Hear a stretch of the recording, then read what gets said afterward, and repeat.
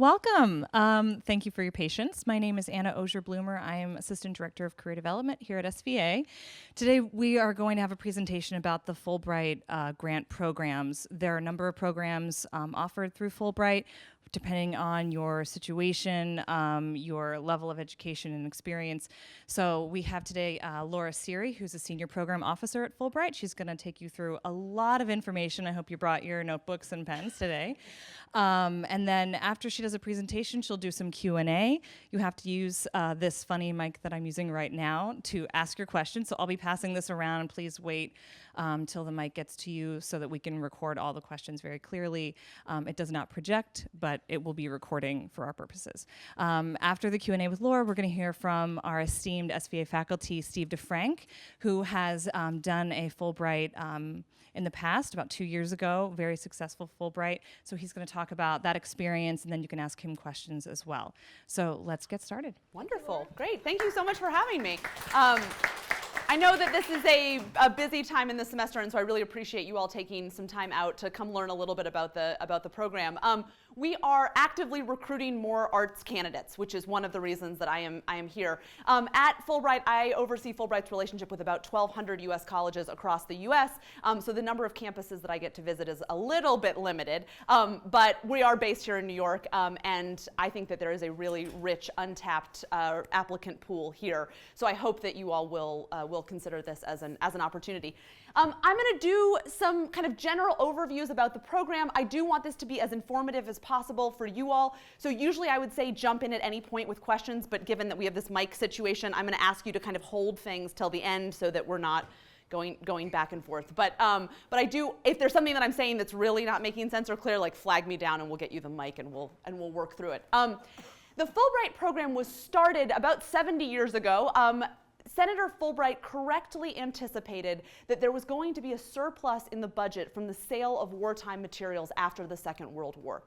Senator Fulbright himself had had a Rhodes, so he'd gone to Oxford, and that had been a really transformative experience to him. But he looked at the experience critically and said, that's a really wonderful program, but why are we not offering this kind of opportunity outside of the UK, right? So the Fulbright program was designed to increase mutual understanding between the people of the US and people overseas. We operate currently in 140 different countries.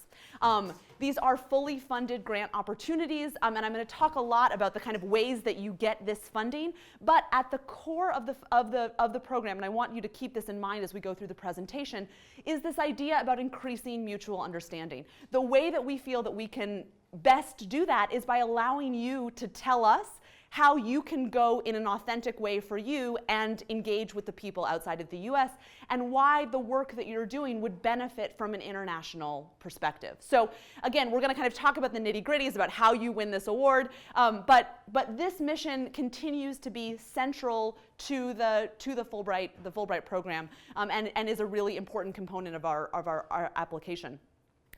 The Fulbright program is still funded annually through an appropriation from Congress. This is State Department money. It is taxpayer dollars at work. If the mic wasn't on, I would tell you it's one of the few things I'm thrilled that the State Department is doing. But live mics, we're gonna watch that. But this is taxpayer dollars at work, so you should take advantage of this program. So the funding from the U.S. side comes from Congress. We also have international partners who contribute to this program. We have 49 countries where we have what we call Fulbright commissions in country that are also putting money into the program. Sometimes those foreign governments are actually putting in more money per applicant than the U.S. government is to bring students over or scholars over. So we are really appreciative of those partnerships. And then in countries where we don't have Fulbright commissions, the Fulbright program is run out of the U.S. Embassy. So these are binational agreements. We work on them annually with each country. So we're trying to avoid kind of a more colonialistic U.S. approach being to say, you know, here other country, here are the U.S. citizens that you need. And really this is kind of a binational program, and the binationality of it is central to the program. The Institute of International Education, where I work, administers the program on behalf of the State Department to kind of take the politics out of the selection and recruitment process.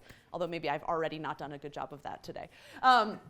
So just kind of keep this in mind. The Fulbright program operates in 4 different directions. We send U.S. students and scholars abroad, and we bring foreign students and scholars to the U.S. And I'm going to talk a little bit about what those terms mean. Today I'm going to talk mainly about the U.S. student side of the program, although we have an alum of the scholar side of the program here. The takeaway is that kind of regardless of where you are in your academic or artistic trajectory, probably there's a Fulbright for you. And we can kind of talk about those. If there are questions about the scholar side of the program, we can also kind of address those. So for the U.S. student side of the program, the basic eligibility requirements are that you need to be a U.S. citizen at the time of application, which is traditionally in October. We'll talk about the timeline of that. And that you need to have a bachelor's degree or in artistic disciplines, 4 years of relevant of experience by the time the grant would start. So all of you are enrolled here. You're going to. So the earliest that you can apply is the fall of your senior year. But then you can apply for the student program anytime up through when you have a PhD, including when you are enrolled in doctoral research or completing your dissertation. As long as you don't have the PhD by the application deadline, you fall within the student category. You also don't need to be currently enrolled to apply. So I saw a lot of alums, which is great.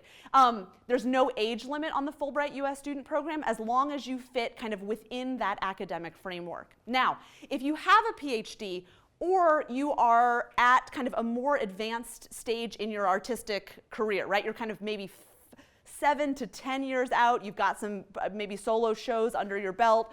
You might also want to think about the scholar program, as that we know kind of an MFA or an MA can fall in the kind of this middle range depending on your experience. But you certainly are eligible for the U.S. student program, although you can only apply to one or the other. So if you fall in that kind of middle category, we'll talk more about you later. So graduating seniors, early career professionals, the Fulbright program has historically and continues to fund applications in the arts. We are undersubscribed in artistic disciplines. We get about 2,000 applications, we get about 10,000 applications annually, and just over 500 of them come from artistic disciplines, which is way lower than we would like to see. So there is some money. The other part of the Fulbright program that I think is really important to remember is that there are country-specific requirements. Again, the Fulbright is kind of the umbrella grant organization, but each country gets to set its own preferences and requirements when it comes to language. If they have particular fields of study they would like to see more or less applications in, degree levels, those kinds of things. So as you are starting to think about the Fulbright process, you don't want to think about it as like, this is a grant that's just going to take me anywhere outside of the US, right? Going back to that cultural exchange notion, you want to think about making the case for a particular country that is going to make the most sense for your grant experience, and think about the requirements and preferences that they have. We're good so far? All right. So within the student program, there are kind of 2 major types of awards that you can apply to. And I'm going to start by talking about the study research because there's a little bit more nuance within this category. So study research awards traditionally break down into 3 different categories. The first is independent research, which for an arts candidate can be going abroad to look at a subject matter, certainly, but also to improve your own artistic discipline or abilities, right? So independent research project, you get traditionally 8 to 10 months, although arts grants can be as short as 6 months if the situation and the country agree on that. To kind of pursue your own independent research in whatever way you have conceived of that. The second option, and this I think is going to be most relevant for my applicants who are currently in an undergraduate situation, is that Fulbright offers fully funded master's degree programs abroad. So Fulbright funding is for 1 year, but there are a number of countries, and there are a number of programs within Fulbright where you can start and complete a master's program in 1 year. There are also a number of countries or universities who have said, you win the Fulbright, have Fulbright cover the first year of the program, and the country or the home institution abroad will cover subsequent years for a master's and sometimes even up to a PhD overseas. So. The question was, does the 1 year have to be concurrent? And yes, it does need to be within the span of the academic year that you're applying for. So you can't kind of go and come back and then go and come back. And the rationale behind that is that we want you to have sustained contact with the people and communities that you are going over to engage with as part of the cultural engagement mission of the program. So that's kind of how that works. So independent research, graduate degree enrollment, and then the third option is kind of a hybrid between the two. So you can propose an independent research project, and as part of that, you can be taking classes as a non-matriculated or degree-seeking student at a university abroad. This is particularly useful, I think, for artistic candidates who need studio space or a welding shop, or huge printers, right? Like Fulbright is not going to fund you to buy a giant printer to like take on your carry-on. You're going to need to find an institution in country that is going to be able to provide you with some of those resources. So we find that a number of artistic candidates will sometimes enroll in a class or classes at a university. They don't come out of it with a master's degree or any kind of advanced degree, but they get to utilize the resources of the institution. Which, let me tell you, if you're in this lovely bubble of resources right now, it gets harder when you are not in this lovely bubble of resources. So those are kind of the three main options that fall under the study research category. And again, we offer grants in all academic disciplines, including the practicing and performing arts. And we'll talk a little bit about how the arts disciplines differ from the traditional academic categories when we talk about the application components. But the other more now than half the awards we offer are for the English Teaching Assistantship Program. This program strives to place native English speakers into classrooms abroad to help with language instruction. And we accept applications from a wide variety of academic disciplines, including the practicing and performing arts. But the focus of this award is the teaching. So we see a lot of candidates who maybe have finished some kind of senior thesis or have worked on a master's thesis and say, I'm really kind of interested in arts education and in bilingual arts education, right? I want to go and spend a year teaching, and I'm going to think about using my artistic practice with the students as they're acquiring language, right? To kind of think about that. So this is less about furthering your own artistic expression or experience and more about providing a framework for students as they learn English. We operate this program in about 75 different countries currently, obviously not in English-speaking countries. That question comes up like, where's the disparity? So there are a wide variety of opportunities within this program as well if you're interested. And your placement in these countries can be anywhere from upper elementary school all the way through college, depending on the needs of the country. So with the Study Research Awards, you tell us where in the country you need to go to conduct your project, right? What university, what town, what material supply. We had a sculptor a couple of years ago who really wanted to go work with a certain type of clay, right? That was his, and he was like, so I need to be in this geographic region because that's where the clay is. And we were like, all right, good call, buddy. So with study research grants, you tell us where you're going because your project depends on it, right? With the English Teaching Assistantship Program, we place you once you have been selected. So you don't have to find an affiliation, you don't have to apply, you don't have to get certified in the home country, right? Any of those kind of things. We do that placement work for you. But again, it's a kind of a different angle of the grant. And for the English Teaching Assistantship, you do need to prove that you are a good person for us to put in a classroom, that you have some relevant experiences. You don't have to be an education major or plan to be a teacher long-term to be competitive in this program, but you do need to really think about how spending a year teaching English does fit into your trajectory and why you're qualified to do it, what you want to do in country, and then kind of how you anticipate that that's going to impact your future career plans. Does that make sense? Mm-hmm. Okay. So the grant benefits, which I joke that this should be the first slide that I put up. Fulbright Awards are fully funded grant opportunities. So we cover your round-trip airfare from the U.S. to the host country where you've won the award to. There's a monthly stipend to cover your living expenses, clothes, shelter, food, transportation, all those kind of things. There's accident and sickness insurance. And then depending on the type of award that you have won, there are other opportunities, right? So obviously if it's a study program, there's tuition waivers that can be involved. Language training. Each country, again, gets to set its own requirements about what level of language they would like to see you come in with. But most countries will be really supportive if you want to continue your language study while you're there because Turns out cultural exchange works better if you can talk to people. Little thing we've discovered in 70 years of doing this. So that the countries are thrilled about that. I also should put a caveat with the language that there are a number of countries that don't have any language requirements, because you can either function in English, or they understand that the language is not commonly taught here in the US, and so the reality that you would have a working knowledge of the language just doesn't kind of exist, right? Research allowance, which sometimes can be for artistic materials, and then enrichment activities. All Fulbrighters participate in an orientation either here in the US before they head over, or once they arrive in country. And then at various points during the year, we bring all of the Fulbrighters together, both the students and the scholars, to kind of for enrichment seminars. So you get to see a different part of the country, you get to hear about what other Fulbrighters are doing. It's a really great networking and building, and you also get to just, I went to the one in the UK this year, and it was in Manchester, which is a city I probably would never have visited on my own, and it was lovely. So it was a great time. Some countries will also offer a dependent allowance, which means if you are married or have children and those people would like to accompany you on the grant, there's some additional minimal funding for them to kind of come over with you. I should say on the scholar side of the program, there are much more robust networks for bringing spouses and children, because traditionally that's the phase of life when you have those people. But we understand that people come to this program at all different phases. So there is a dependent allowance. And then disability-related accommodations and funding can be tacked onto your grant.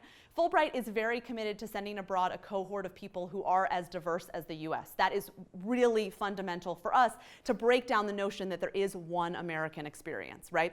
And so certainly we want applicants with disabilities to feel welcome in this pool, and there's additional funding for that as well. The thing that I can't put on the slide, and probably shouldn't say on camera, is, because it's not mine to give, is that most loan companies will defer loans while you are on a Fulbright as if you are in graduate school.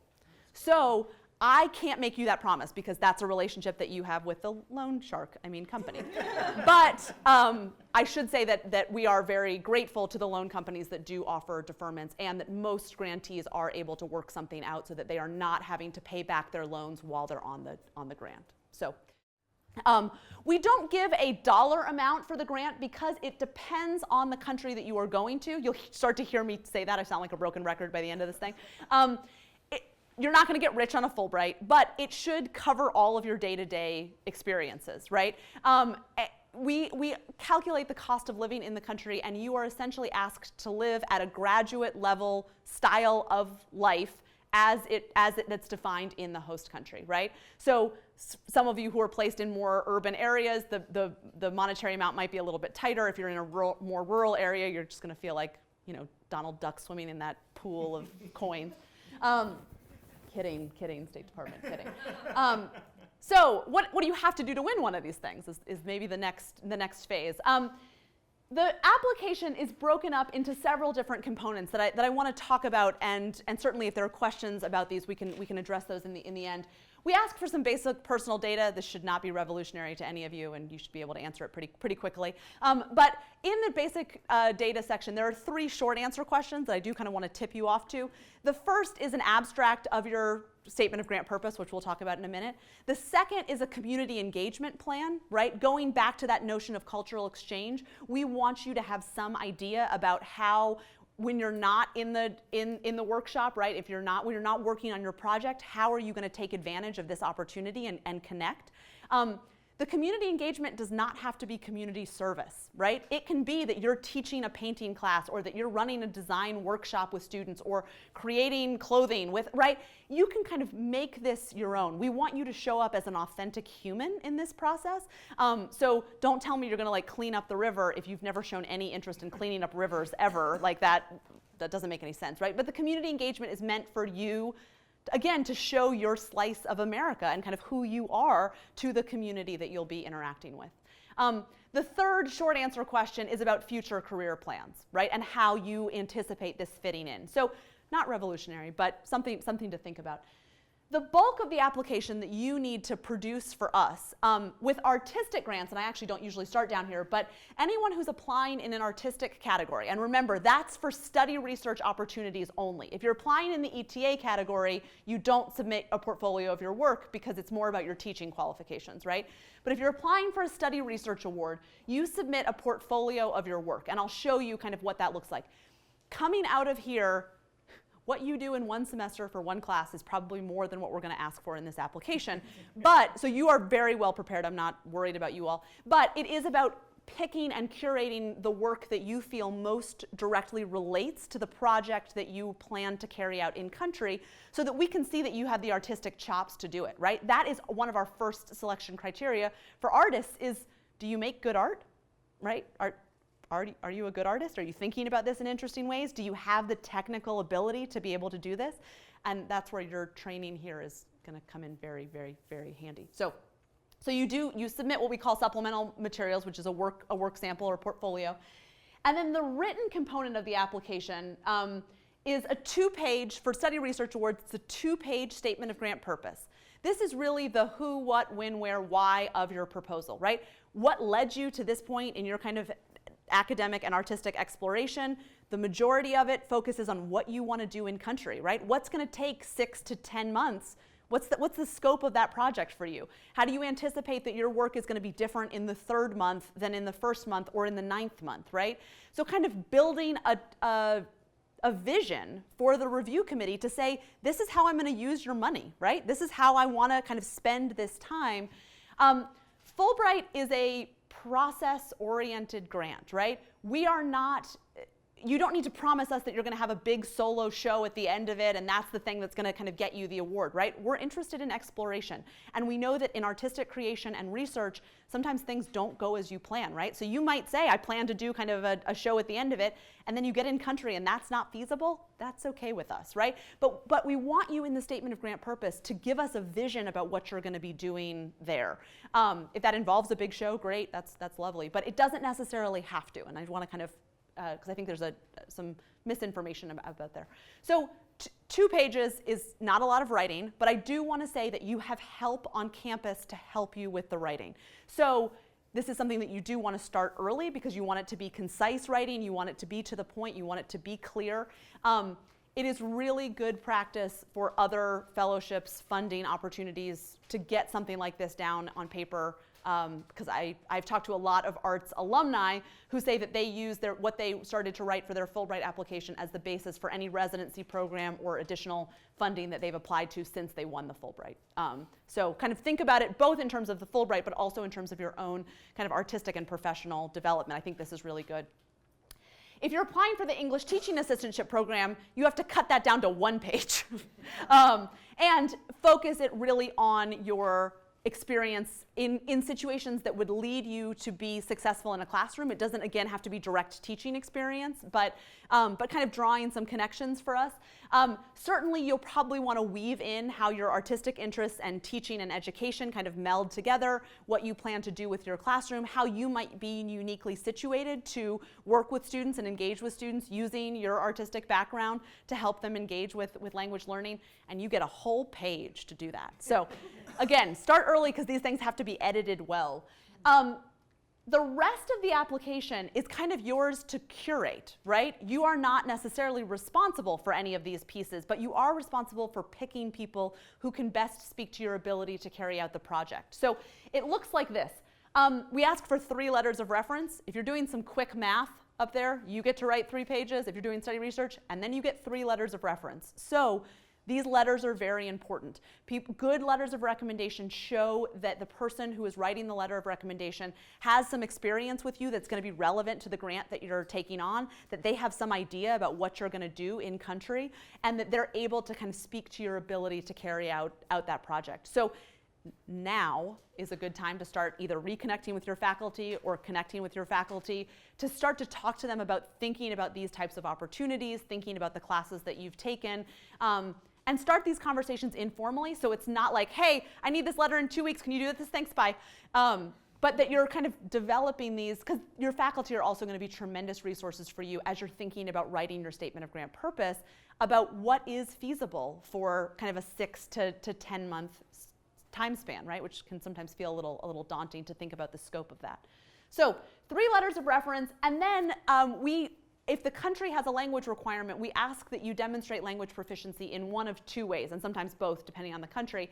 The first is a self-language assessment, where you tell us how you have engaged with the language up until this point, both formally and informally. And also, there's a question on that form that a lot of people miss about how you plan to engage with the language between when the application is due and when your grant would start, which is almost a year between those 2 things, right? So even if you don't have any experience yet or at the time of application, you can kind of talk about how you plan to engage with the language in that upcoming year. The other thing is if the country does require a higher level of language coming in, and those are traditionally we see in kind of our French, Spanish, German speaking countries, right, where hypothetically you could have had access to language instruction here in the US, then sometimes you'll also need to submit what we call a foreign language evaluation that is done by a faculty member who teaches in that language to kind of assess that what you think is an intermediate is actually an intermediate and those types of things. So we ask for your transcripts, but there is no GPA requirement for the Fulbright program. What we're interested in is how well you've done in the classes that have prepared you to take on the grant experience, right? So if you're a welder and you did really poorly in an architecture class, unless you're planning to do a project that involves architecture in some way, like that's not going to throw off an application.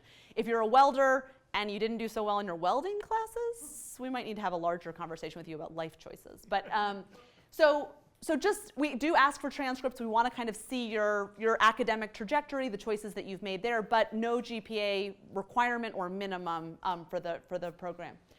And then the other piece of this here, and again, this is only for my study research candidates. For the ETA program, you're not allowed to submit this.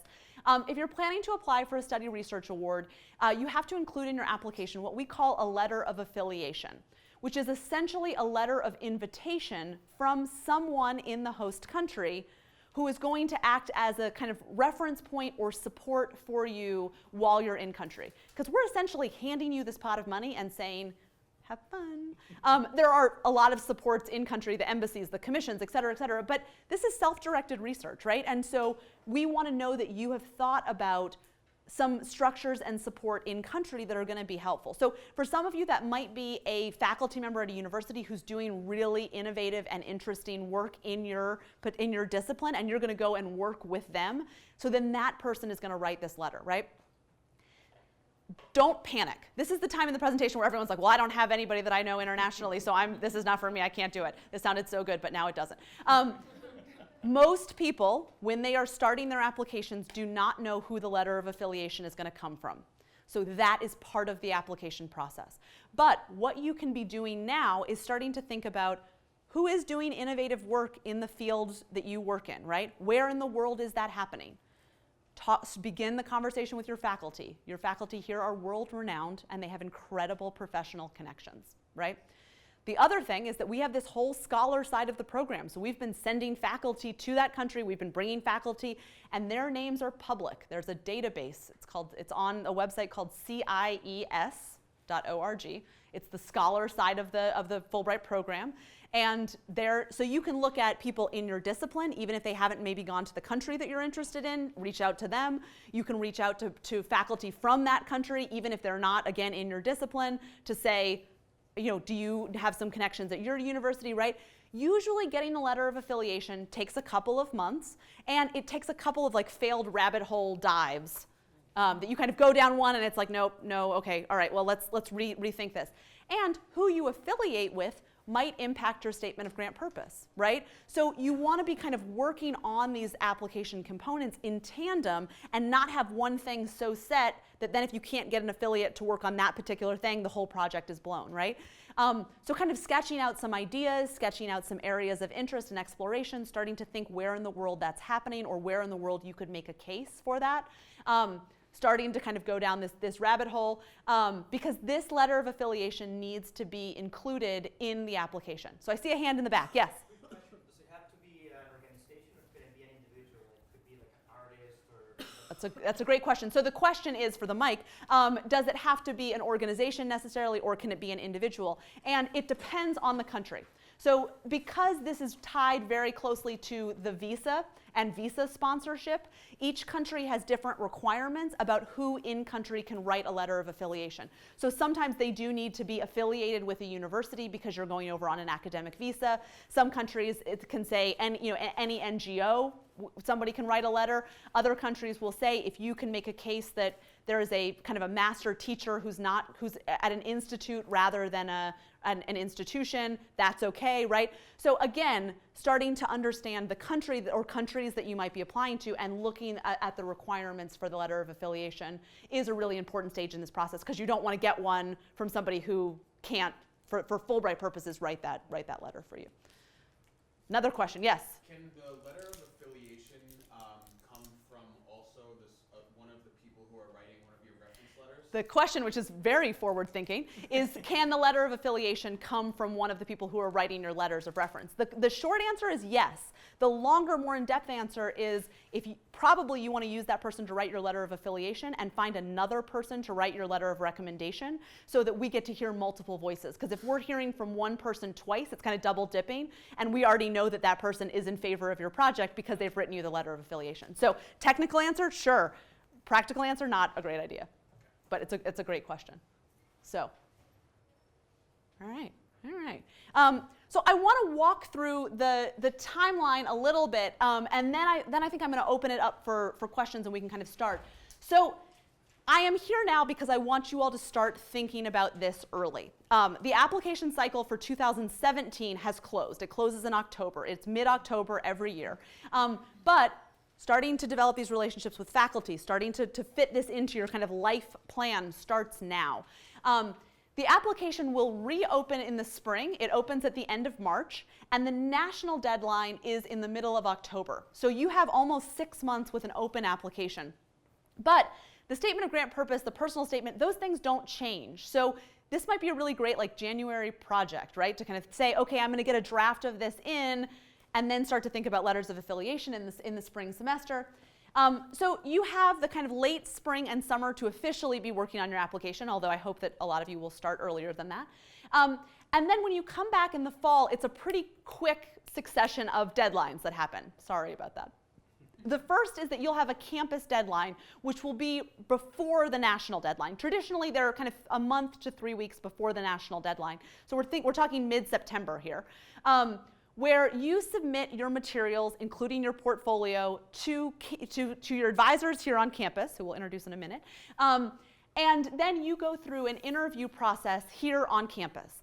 The interview process is not designed to knock people out of the competition. It is designed to give you a fresh set of eyes and perspective on your entire application before it's submitted before the national deadline, right? So hopefully, and you all have been through crits, so nothing in the interview is going to be as hard as some of those, I imagine. But you might get some feedback, right? To say, listen, 6 of the 10 images that you provided are on point. We don't see how those other images make sense with the project that you're putting forward, right? Or you kind of go off on this tangent in your writing that doesn't make any sense to us. We need you to kind of refocus that back. So again, you are not alone in this process. There is a lot of support, both in kind of the initial writing of the application, but then also once you think you've done a good job, right, to kind of say, maybe we want to tweak that a little bit, or pull out these images. Let's put these images in. So then your application is submitted to us by the national deadline in mid-October, and the first stage of review happens here in the U.S. They start on Monday. Whew, that's my life. Arts applications are reviewed by the field of study that you have applied in, right? So if you are a sculptor, your portfolio is going to be reviewed with other sculpture candidates who are applying all over the world. And so we are not making a cut about what the country wants or doesn't want. We're looking at what are your skills and ability. Have you laid out a feasible project for the time that you're going to be in country? Are you going to be a good representative of the U.S., right? Have you thought about that cultural exchange notion of the program? So they're reviewed here in the U.S. in the fall, and then in January, you find out whether or not you've been recommended as what we call a semi-finalist. And what that means is that your application is being forwarded on to the host country that you've applied to for further review and selection. So final decisions about applications are made in country. So as you are starting to think about why you want to go somewhere, you do need to have a genuine interest and curiosity and write in a way that's going to be respectful of the host country that you're applying to go to, because they, at the end of the day, are making the decisions, right? We get a lot of applications, mostly on the ETA program, that say, I want to go to Indonesia because of their rich cultural history and natural beauty. And it's like, well, me too, buddy. But so you can take out Indonesia and insert most countries there, right? That's not a strong application. Strong applications, we see this less with study research candidates because you have to make a case about why you want to go there, and so the reasons for choosing that country kind of become more evident. But it's a pitfall to be aware of. I think this is also really good practice for writing for multiple audiences, right? You don't get to revise your essays between the US selection and the in-country selection, so you need to kind of think about writing for a general audience and a binational audience in your statements. Once a country has made their selections, those selections are reviewed and approved back in the US by a 12-person presidentially appointed board before you are notified about if you've been awarded a grant offer. And each country notifies on its own timeline, which is a particular joy of my existence. So some countries will notify as early as kind of early March, sometimes even late February, and some countries take until early June to get back to us, right? So Fulbright requires some flexibility and some maturity, and that you have to demonstrate in the notification process as well. Most countries notify by April 15th. We've done a really big push to say, listen, given the graduate calendar in the US, April 15th is when people are making other choices, and so most countries have kind of gotten on board with that. But it is a binational review process, and the countries have a lot of autonomy in this process. So again, some kind of flexibility there. And then grants traditionally start with the academic year in the host country. So traditionally you're hearing in kind of the mid to late spring, and then for countries that are on a calendar, the academic calendar we use here in the US, you're taking off kind of early September, early to mid-September traditionally to kind of start your grant experience. Obviously, if you're doing the English teaching assistantship program, you're going over there when their academic calendar starts because you're teaching, so it would be good to be there. But with the study research, there can be a little bit more flexibility. So yeah, I'm going to pause here and let's start the kind of formal Q&A, which if you've gotten a sense from me, formal is not my strong suit. But we'll start the Q&A and then we can I'll jump to the website if it makes the most sense, and we'll go from there. That's great. So, Laura, thank you. This is incredible information. I think since you're so good at repeating people's questions, I think it'll be faster if we just let you guys call them out and if you repeat them. Yeah. So we'll just do it that way instead of passing the mic. But before we do that, I want to just mention something I forgot earlier, which is that I am now your Fulbright advisor here at SVA, the primary contact. Aubrey Hayes is also joining us now as a Fulbright advisor. She's an MFA DSI. JP Forrest has been the Fulbright advisor for many years. He is still a great resource for that. Do not bombard him with emails about this right now, please. But he is a great resource on campus for this. Steve DeFrank, who's going to speak in a little bit, is also a great resource to help you with your applications. So we're new to this role, so we're just starting to learn this process. We've been in contact with Laura, so you'll have to kind of bear with us through the next year as we kind of figure out, how SVA is going to become more engaged with Fulbright, but we're really excited about opening this up in a bigger way to all of you. So let's get started with some questions. Yeah, I'll forgive me in advance for sounding like a parrot. Yeah. Hi, my name is Ida. I just have a quick question about the application timeline. As an SVA alumni, is the timeline different, or do we still have the benefits of using the campus, or just applying, as an individual straight online and going through Right. that way? That's a great question. So to summarize the question, it is, if you are an alum of an institution, do you utilize the resources of the institution, or do you apply as in the category that we have called at large, which means that you're not currently enrolled at a university? Does SVA work with alums? We do. The Office of Career Development serves alumni as well as current students. We're happy to help you with this application process. However, the only difference is that we will not be, I think, engaging in the system as formally, right, and submitting their applications as we would for So you can make that call. Okay. Institutions can make the decision about if they have the capacity to work with alums. If you do apply kind of through a campus, and so this is a decision that the school will have to make, you'll submit by the campus deadline. You'll participate in the on-campus interview. If you win, the school gets to take credit, which is the benefit to the school of working with you on your application. So we'll be helping you with your application then. Yes. That traditionally does it there. So if you are an at-large candidate, you are certainly welcome to apply. This is a federally funded program. If you meet the requirements, you're welcome to apply as an at-large candidate.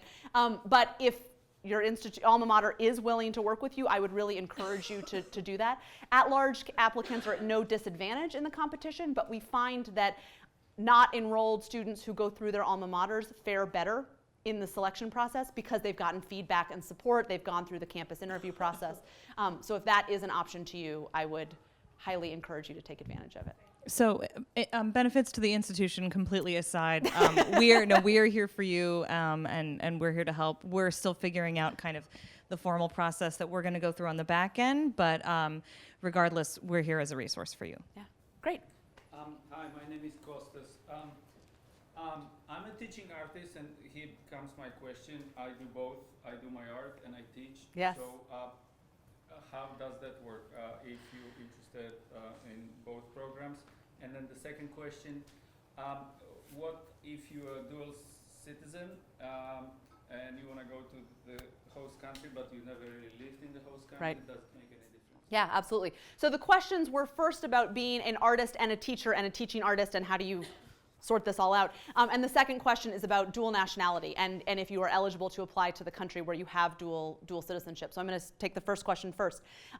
For those of you who are teaching artists in the world, if you're teaching at a university level, and you might also want to think about the scholar side of the program and whether or not being a teaching artist at a university overseas, that falls more in the scholar side of the program. So if you kind of have the relevant experience for that. With the U.S. student program, you have to choose because you can't say, I want to do the study research or the ETA, whatever you put me there, right? You make the case to us. So, but what we find for any applicant, you have to do some kind of community outreach, right? So if you decide to do a study research award, a lot of arts candidates will say, and I'm going to offer a community arts-based class or inquiry, right? And that's a really amazing community engagement. And the fact that you have some teaching artist experience is only going to kind of strengthen your case, right? If you apply on the English teaching side of things, you have to make the case about teaching English, but then also your teaching placement is traditionally 25 to 30 hours a week. So you will have some time to work on independent work while you're in country. Although I think any of us who have engaged with education know that it's laughable to think that you can do anything that involves people less than 40 hours a week. But you kind of find time. And so we also find that some people say, I really want to focus on developing my bilingual education skills. And I'm also going to have some time to kind of work on my own work. But I'll kind of carve that out. So really you have to decide. Fulbright has a lot of options, but it doesn't have all of the options, right? So I think the process of applying is thinking about what it is you really want to get out of that year and framing it in a way that our review committees can make sense of. So, yeah. Oh wait, dual nationals, sorry. Each country sets its own requirements about whether or not it will allow dual nationals to apply. So if you have dual citizenship with a country that you're not applying to, right, that's fine, that's absolutely fine. But if you have dual citizenship with the country that you want to go to, first you need to think about the case about why is this a valuable cultural exchange experience and why do I need the Fulbright to do it, right? And you should check on our website, there's an eligibility section and we list all of the countries that say if you are a dual national, you're not eligible to apply.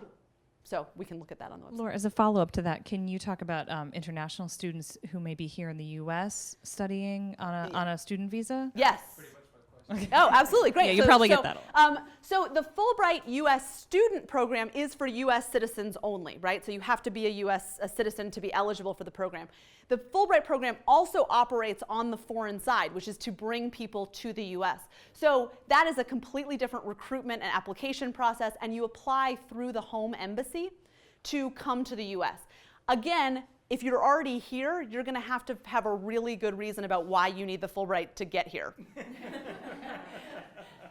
So good luck with that. But it does work the other, right? This is a binational program, so we are also bringing in foreign students and scholars to the U.S. Clashes with OPT if you just stay here. Oh, the question is if it clashes with OPT. I don't know that because I don't work on that side, and there are lots of like J1 issues about, right, you know, so, and then I'll come here.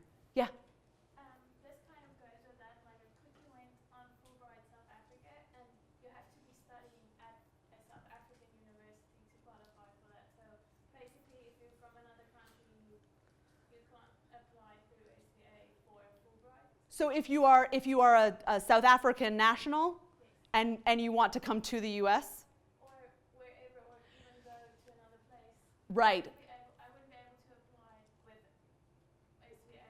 Right. No, unfortunately not. You would have to apply. You have to apply from the country of nationality. And because the Fulbright program is funded 51% by the U.S. government, this is not, we don't send South Africans to France, right? Because we hope that they develop their own exchange programs, but we don't have it. No. So you do have to apply in the country of origin, and that's either to come to the U.S. or if you're a U.S. citizen, to leave the U.S.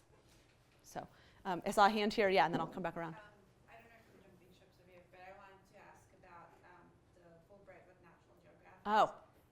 Or are you going to cover that later? No, I can absolutely cover it. So the question is about one of our special programs, which is the Fulbright National Geographic Award. And I don't spend as much time as maybe I should talking about it because it is our single most competitive award. The partnership with National Geographic involves 5 fellows and the differences between kind of the traditional Fulbright study research and the National Geographic is that these projects have to have a digital storytelling component to it, which can be represented in visual mediums, but also need to have a strong written component. So another difference with National Geographic that tends to pique some interest is that you can go to multiple countries on your National Geographic Award. So you can look at, we have somebody going this year who's looking at the animals of the rain canopies of rainforests, right? So he is going to 2 or 3 regions of the world to look at the animals he's a biologist, in those locations. We had someone who did a lot of data mapping. His stuff is really awesome, and he does interactive data maps. And so he, again, was looking at, I think, major metropolitan areas versus rural areas in a variety of different places. So National Geographic, for the right candidate, is an amazing award. I sit on the selection committee, I facilitate the selection committee for National Geographic, and the thing we see time and time again is that the reviewers look at the proposal and they say, this is really great, but it's an arts project, not a National Geographic project. And by that point, the arts reviews have already happened, and we won't categorize your work, right? We trust you to apply in the discipline that it makes the most sense. So what we're looking for from National Geographic is a sustained online digital presence in a kind of storytelling medium, right? You need to show us that you already know how to engage with an online community over a course of time, right? And that your skills lend itself. The other kind of pitfall we see in the National Geographic applications is people say, well, I want to learn, I want National Geographic to teach me how to use a camera. We got one application question this year, and I'm sorry if that person is in the room, I don't think they are, that said, well, who from National Geographic will be accompanying me on my grant? And I was like, no, friend, like, that's nice, but no. So we are looking for people who already have kind of a very well-defined skill set that they can take on the road. You do get editorial help from National Geographic, and your stuff is published on their blog, which is phenomenal. But I think for the majority of people, applying in an arts field is actually going to be a better fit than the National Geographic Award. But if you're interested in it, please take a look. The current fellows, their blogs are up there, past fellows, biographies, that's up there. So do kind of, certainly do due diligence with your research. So but it's a different committee and it's a different, well, essentially you still have a proposal. Right, yeah, they have, National Geographic has slightly, because it's a special program, they have slightly different requirements. You have to submit a digital portfolio, right, all of those kind of things. And it's a segregated selection process that National Geographic candidates are only compared against other National Geographic candidates. Laura, So. Jamie's going to add something. Oh yes, please. Can you speak a little bit about writing a proposal that is sustainable, that you can actually go and do, and your application.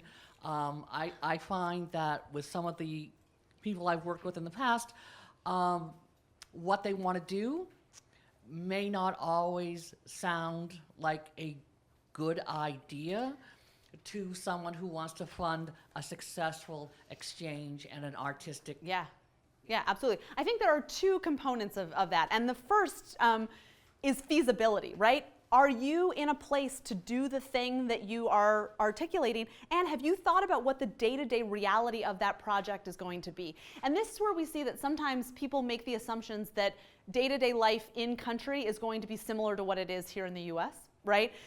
And that you might be able to kind of go to a store and buy your paint supplies and then go and do your large-scale murals. And Fulbright wants to know, where's the ladder coming from, right? And obviously in 2 pages you can't say, and then on day 3 I'll go get a ladder. But have you thought about those kind of things, right? Have you thought about the logistical day-to-day realities of, do you need permits to do large-scale murals in this country? You know, are there certain colors that are maybe culturally loaded that you should be thinking about, right? So thinking about the kind of scope and feasibility of the project is the first aspect. And I think also the duration of time, right? That we see projects that reviewers will often say, well, that can be done in 3 months, right? Why are we funding this person for 6 to 9 or 6 to 10 months to go and do this? Where's the kind of depth and richness? On the other side of it, we see projects that are so big and that take kind of so much, would take so much time that there's no way that you're going to be able to do it in the time frame allowed. So I think that's another aspect where your faculty are going to be really instrumental in working with you and talking with you about what the scope of the project should be. The second is, do you have the qualifications to do that? So I mean the artistic qualifications. I mean, have you thought about where you're going to get access to these materials? Do you have the language capabilities to be able to negotiate and to get these things or to do this project? The other thing that you have to think about is that artistic freedom and license is different in different places in the world, right? And so Fulbright is about an exchange of ideas, but if you're going to do, you're also a guest, right? So if you want to go do some really politically charged anti-government rhetoric in Russia, that might not fly, right? So thinking about the sensitivities of, and artists, I think have a responsibility to kind of think about where that line is. But with this program, you also have to remember that you are being binationally funded to do this work. So, so how is a project like this going to be received in country, right? We had a film applicant last year who really wanted to go and interview women about menstruation. And they had their film work was beautiful, but they didn't show any cultural sensitivity to that is just not something that is discussed, that they probably wouldn't be able to get into a room with women without a male relative there, right? And they didn't have the language ability to conduct interviews, right? So they're a great filmmaker, but the reality of that, we're seeing a lot right now of arts proposals and other proposals that say, well, you know, I want to go teach art in a refugee camp. That's great, that's wonderful. Do you know what it takes to get into a refugee camp, right? Like, so the reality of the experience is something that we are really tuned into in the selection process, because we want you to go and hit the ground running, right? And we want you to have something that is going to be feasible and successful for you to be able to do, not something where you're going to get there and you're going to kind of be hitting these roadblocks that are not going to allow you to kind of undertake the work that you wanted to do. So, yeah. If your work doesn't fit into the categories listed here, are they flexible? That's a great question. So the question is about if your work doesn't fit into the categories listed, are we flexible? And the answer is yes, to a point. So we have a list of our artistic categories online that you can look at. And I will say that Fulbright kind of has traditional artistic disciplines, and we understand that the artistic fields are moving in a lot of multidisciplinary ways, right? The trick for us is about screening applications, that we can't have so many configurations of committees that every kind of sub-discipline is going to be responded to, right? So the categories that are listed are broad intentionally, and the work of an arts applicant is categorizing your work as appropriate within the confines of our application system, which I get that there are many. But I hope that that's a good experiment for you also about thinking about how do I best sell this to maybe somebody who doesn't know about this thing, right? And that's another area where your faculty are going to be really instrumental, right? I do sound installation. Am I applying in a music discipline? Am I applying in an installation art, right? That's also where you call us and we start to have the conversation about how applications are looked at. The faculty who come and review from us are in these kind of traditional quote unquote disciplines, but as you know, your faculty teach a lot of different things, right? And so hopefully somebody in sculpture is going to have some experience with maybe something that relates to the project and what you're looking at. So yes, we do. Those margins can be blurry, but you kind of have to make the case, and you have to know who's reviewing it to kind of best situate your work within a discipline that they'll understand. So the question for the camera is, if you're doing a project, kind of how much should be about the getting there and how much should be about the end result. If you are only talking about the show that you're going to mount, an immediate question that's going to come up is, how are you getting there and what are you doing with the rest of your time, right? So to talk about some kind of culmination of work is absolutely fine, but to focus only on the specifics of that, when that's going to be 1 day or 2 days of your grant, a question is what are you doing for the other 9 months, right? So you really need to, in your 2 pages, talk with us about what it is that you're going to be doing for the duration of your grant. So yeah. As a filmmaker, I'm just trying to figure out, other than documentary, like what I could do. Yeah. To like meet the qualifications. And so would like submitting for the packet, like here's all my pre-production for this fictional story that I have that relates to this region of wherever, and this is why I need to be there to do this, and then the months that I spend in country would be the actual like production side of things. I'm just trying to get a feel as a filmmaker, like that's what a great, I can do to. It's a great question. So the question is, as a filmmaker or anyone, kind of what are you submitting, and how can you relate this to your art in some ways, right? And so I think for film specifically, people do it in a lot of different ways. Sometimes they will kind of put all of the pre-production together. Other times there's camera techniques that are being kind of pioneered, or filmmakers who are looking at a discipline in a particular way. Obviously, subject matters can be location specific, so people are interested in that. Approaches and pedagogy to the discipline are also different by country. So sometimes it's that you want to kind of go over and learn about those pedagogical approaches. So it's not that or artistic practices. So it's not that you necessarily have a subject matter in mind, but it's more about the kind of the doing. So people approach it from all different angles. It also might be that you are planning to do a film when you come back to the US, which is going to involve, characters or a location that you feel like spending some time in, and thinking about the way that represents itself visually is going to be important. So there are kind of lots of approaches. So in the back, yeah. Hey, I have 2 questions. One is about the countries that are listed. Are countries added or taken away? Will they be added, like, because applications will be open until Yeah. the spring? Are there more countries coming? Is this a question about Cuba? Actually, what I saw, I'm interested in the Pacific. And I saw that there's a specific note that says that they don't include Palau, Micronesia, and the Marshall Islands. Mm-hmm. I was kind of curious about that.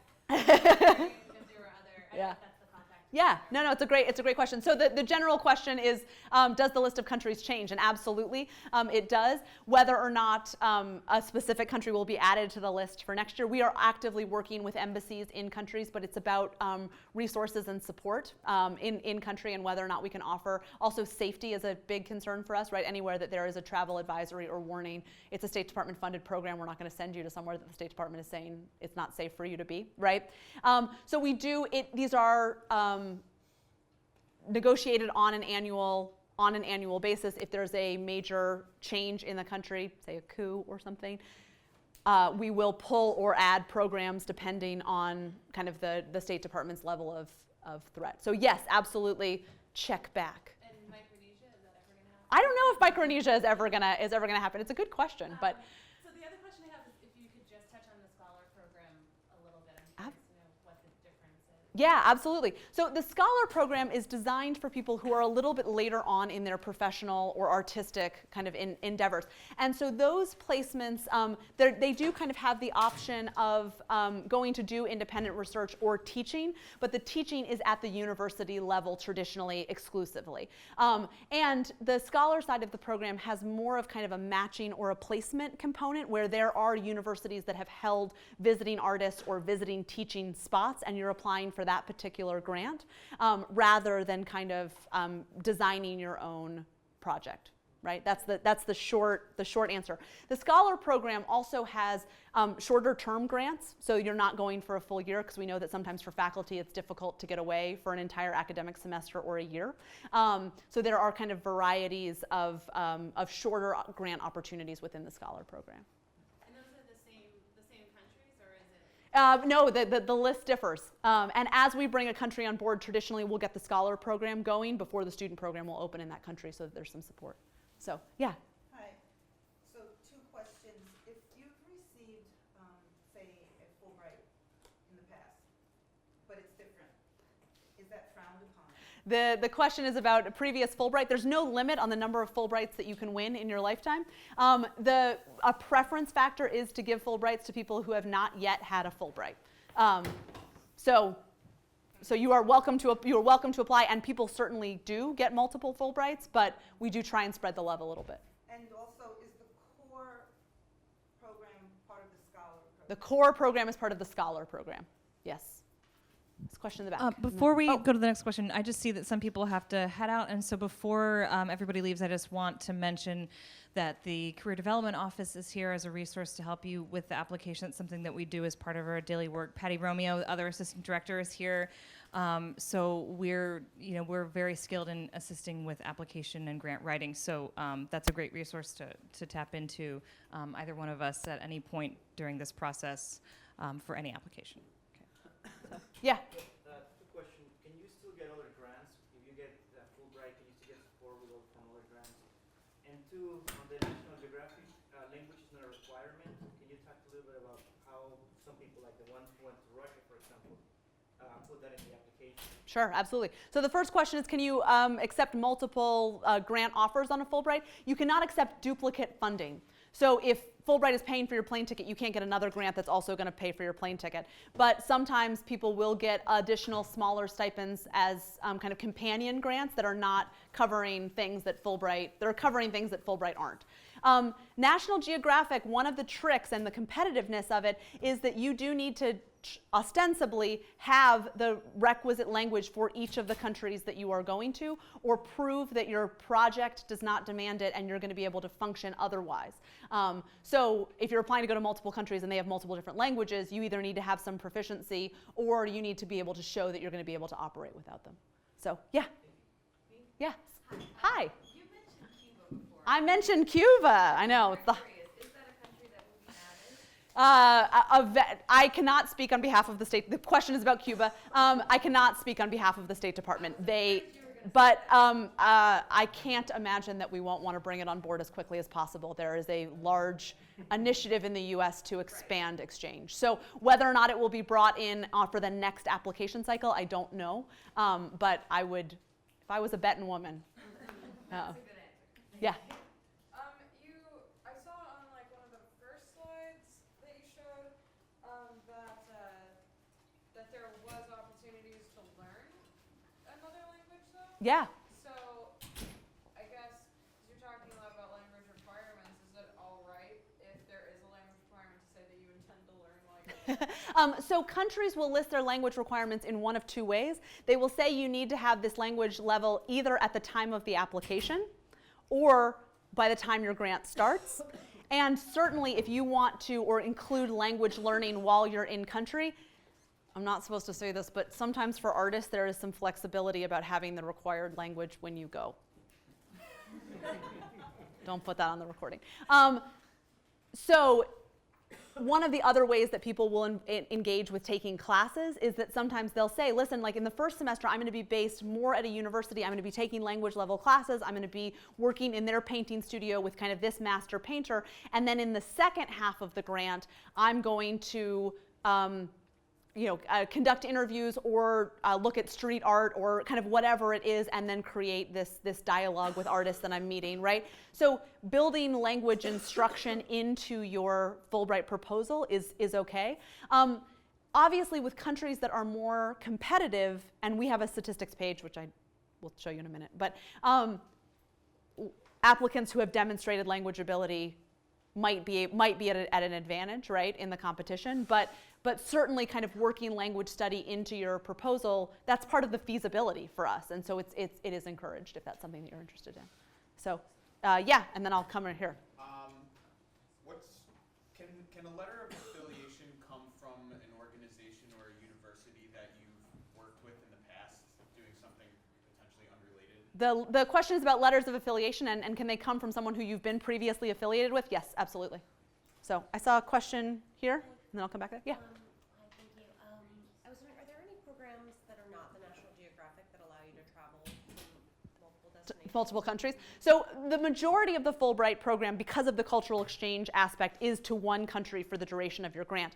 There are some countries that have kind of teamed up. So Greece, Turkey, there are a couple that do kind of binational grants where you're spending half of your time in one country and half of your time in the other country. There's also an EU award, so if you are looking at something from the EU perspective and that you need to travel to multiple EU countries to kind of look at that, you can. But as a rule of thumb, one type of grant to one country for 1 year. It's kind of a good, yeah?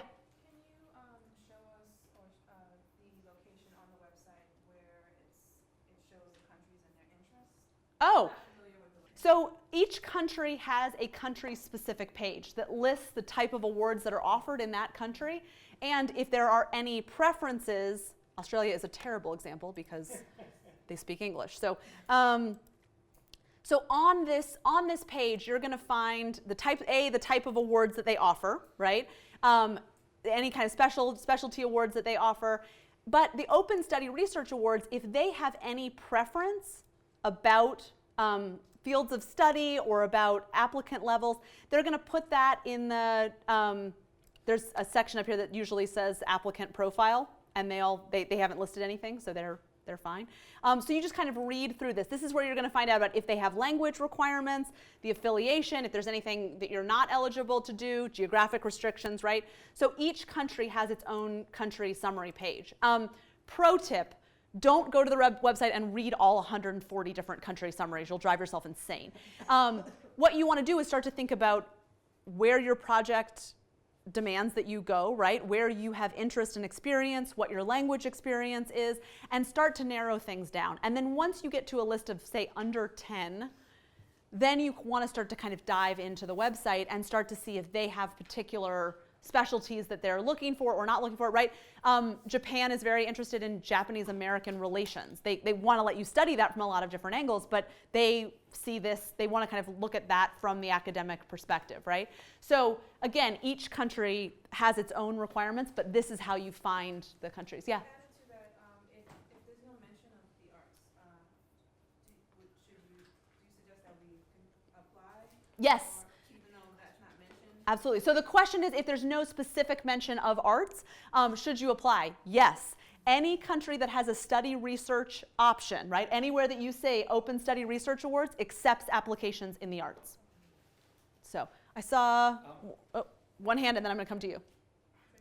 You sure? All right. You're up. You said exactly what I have in mind about this Greece-Turkey thing. Is this ongoing, or this is existing but might be canceled in the future? And can we see that on the website? It's if you yeah absolutely. So under the countries, you're going to go to world region. I'm sorry, the question was about Greece-Turkey and if that relationship will continue. I can't make any promises about any region of the world, right? Safety is paramount for us. Right now, we are sending researchers, but not English teaching assistantships to Turkey, right?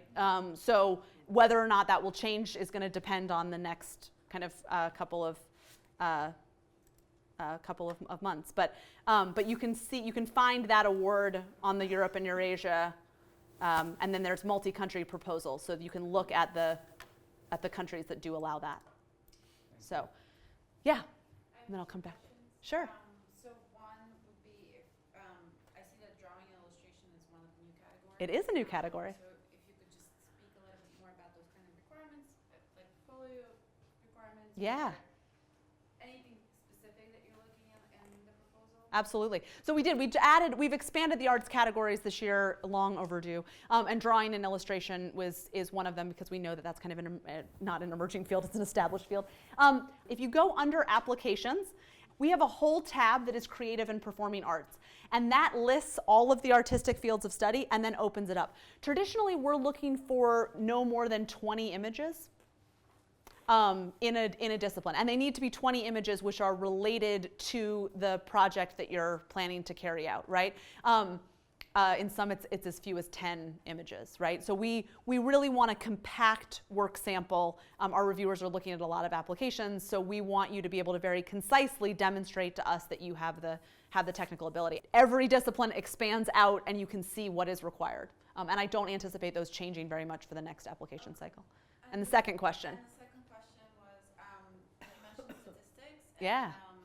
Just like if there is a certain countries more leaning towards certain applications than others. Yeah. You mentioned Japan has more of like educational approach. Right. So if you could expand on that, like Absolutely. maybe just regionally, because I know you can't go country by country. Right.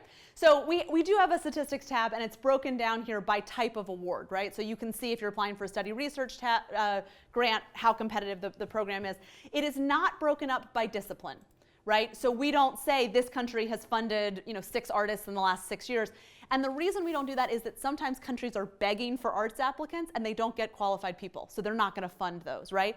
So there's the blog up there that you can look, and it's searchable. So you can search by discipline, you can search by country. But just because you don't see an arts applicant there doesn't mean that you shouldn't apply, right? We want to fund quality proposals that make country-specific arguments. We're not just going to fund any artist. It's, you got a bassoonist who applies to Taiwan, and like there's no reason for them to go to Taiwan. They're not getting the grant. So we don't break it down by discipline, but it is broken down by country in terms of the competitiveness of awards. No shocker to anybody. Well, English-speaking countries are traditionally more competitive than non-English-speaking countries. Then you look at Western Europe and moves on from there. I should say that out of the 10,000 applications that we get, over 1,000 of them, so a tenth of the application pool, is for the UK alone. And there are 42 awards. So outside of National Geographic, there is one award in the UK that gets over 200 applications for one spot. So, and we break that down for you, right? So you can see in each country what the open award looks like versus the Western Sydney one is new. But, obviously if you're applying in public policy, you got considerably better odds. So don't start with the statistics page, right? Playing odds, go to Vegas. If you're applying for a Fulbright, again, you want to kind of think about where you are most qualified to go. That is China hadn't had an arts applicant in a really long time. They got a sculpting applicant that they were thrilled about. They loved him, paraded him around, right? I mean, his work is everywhere now. I mean that in the best cultural sense of the word. The support for him was tremendous, right? I mean, so it doesn't what you see reflected doesn't necessarily mean based on interest. It might be just about who's applying. So, yeah. Hi, so my situation's a little bit tricky. I applied and Oh. I was a finalist. Yay. In this country. To where? Oh, in the U.S. Germany. Okay. To go to Germany. It's definitely demands that I go there. My father escaped the Holocaust, and it's a documentary photography project. Yep. Making portraits of people whose families escaped. Yeah. And then when I applied the next year, it again was for the research, the study research. Right. When I applied the next year, ended up being disqualified because they were only allowing teaching research, not just study research. So I didn't even look at the qualifications because I had already. You had applied 1 year. Applied and been a finalist. Right. So the question is about Germany specifically, but about qualifications and requirements. And it changes. The program is dynamic, and it does change year to year. Germany is absolutely accepting arts applicants. Let me just This year? yes, Really? yeah. So without any teaching. I'll have to look at the website. I don't oversee that program, but Germany is one of our major, Germany usually funds more arts grants proportionally than a lot of other countries do. So yeah, but again, it is a dynamic program, and I think the best thing about the program and the worst thing of the program is that it's dynamic, right? So you do, if you are looking at multiple years, you do need to kind of be familiar with what the country is saying that they want. So yeah, and then I'll come back. Hey, I'm an alum of the MFA Art Practice program. Oh, wonderful. Years ago, and so I guess my question is more about. So I feel like I could fall into potentially the scholars category or the student category, and I'm just wondering what the differences are. And I guess from her question, there is sometimes a teaching component to the scholars and sometimes not. Yeah, the Scholar program, which I'll pull up their website, is really designed for mid to, I think, late kind of professionals. And in artistic disciplines, that gets tricky, right? In more traditional academic disciplines, we draw the line in the sand for you, and it's a PhD, right? Post-PhD, if you're kind of an expert at something, you're going over through the Scholar program. If you are on your way to becoming an expert in something, you go through the student program. Artists, we tend to say kind of 5 to 10 years outside of the last degree that you've gotten, you are in that gray area where maybe you are eligible to apply for both, but it really is about thinking about which program is going to be a better fit for you, because you can't apply to both. You have to pick one or the other per application cycle. And it might be that this year you decide the student program is a better fit, and in 2 years you decide the Scholar program is a better fit, right? So on the Scholar program, there is a explore awards and programs.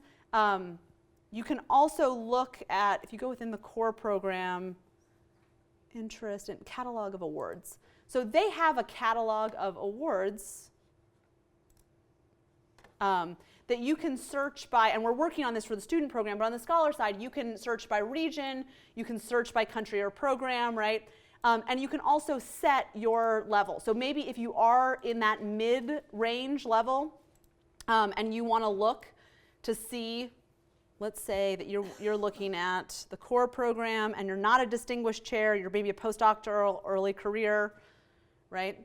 That you can do a search to see what is pulling up there. Maybe I'll just pull this whole thing. Right?